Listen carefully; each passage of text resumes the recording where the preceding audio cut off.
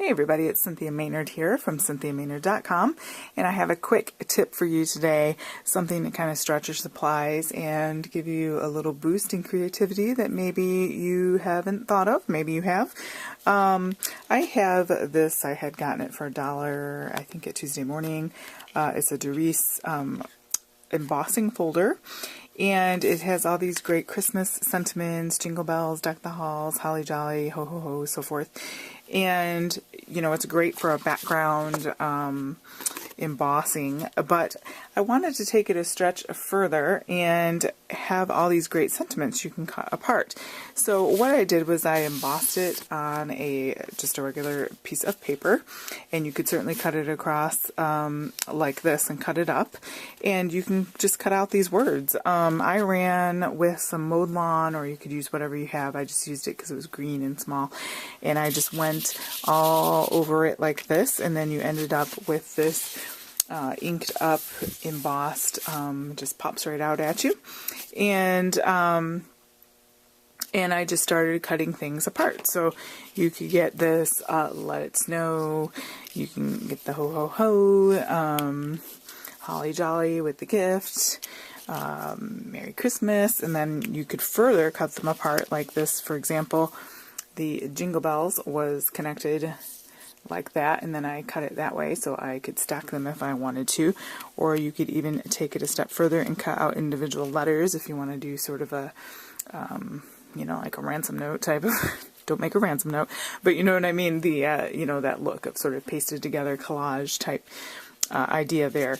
So so it's just another way to stretch what you already have. If you feel like you've embossed, you know, 10 cards using this and you're tired of looking at it, you know, you can just throw some ink over it and go ahead and cut them out, or you can just cut them out as is, and then you can put various kinds of ink on them, like in different colors if you didn't want to do them all in green or whatever.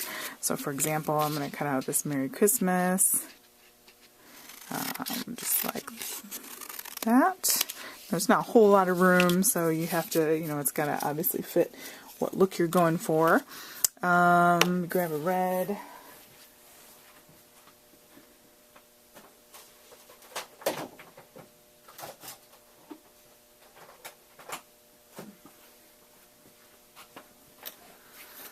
Alright, so we can cut that off right there.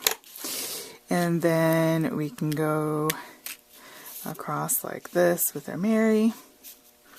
And I like to do this anyway. I just think it just makes things pop. You could use a sponge if that makes you feel better. Whatever you want to do, it's your project. Go across the Christmas. I smudged a little there, but no big deal. Like so. And then you can kind of stack those like that. You could also ink around the edges, you know, if you want it to look like you didn't just cut it out type of idea. And then that gives it even more sort of encapsulated look there, like you stamped it with a border around it. Let's go ahead and do our Mary. Or you could use a sponge if you want something a little less dark, like that.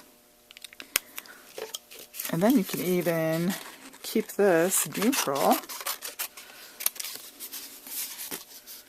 Well, let's see.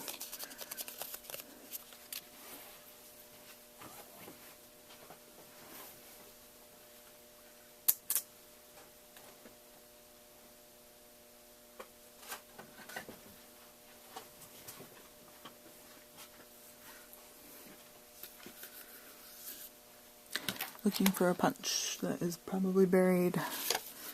Okay, so and then you can go ahead and make a border, or a banner out of that, like so. You know, so not only do you have them cut out, but then you also have the words behind there, and that could be a fun thing, and keeping that neutral like that on a card, or what have you. But, you know, it's just kind of another way to use, you know, your use your supplies, and it's, you know, we pay money for them. We want to get the most out of them, and you know, it's just a little quick tip. Maybe you've already heard of that, maybe you haven't. I like that with the red border. If you can see that very well because of the, you know, but that way you have the green and red on top of the neutral. And then, again, like I said, it's a quick tip just to let you know, look at your supplies a little bit differently. It's good to kind of, especially when you're on a budget and you're trying to cut costs, it's good to look at your supplies in a way that maybe you haven't, and that you can stretch them in another direction so that you can get the most for your dollar, because you paid for it, you might as well get the most out of it. And it's kind of like a brain exercise. It kind of helps you to think creatively, stretch your mind a little bit, and try something new. So anyway, that is my quick tip for the day, and you can do that, of course, with, I know Stampin' Up! Has a background stamp. So you don't have to do this just with embossing. If you have a background stamp that has lots of words, Stampin' Up! Does, and then you can go ahead and stamp that on a piece of paper and do the same thing and cut that out, and you're good to go there. So I just happen to have this embossing folder, and I hadn't used it yet, and I thought, well, you know what? Instead of just doing the whole panel, I'm going to cut it up and see what I can do with it. And you can use these, would be fun to use in your planner, like if you're doing you know, decorating your planner. You can use them in journaling and in envelope flip books and things of that nature. And even like little embellishments you can, you know, in tags and things. So lots and lots of uses for that, and for that little technique there. So hopefully that helped you guys out a lot. Go ahead and give this video a thumbs up if you like tips and tricks and stretching your craft products, and go ahead and subscribe to my channel if you are new here, and check out my playlists and other things and my website at CynthiaMaynard.com, and have a creative day.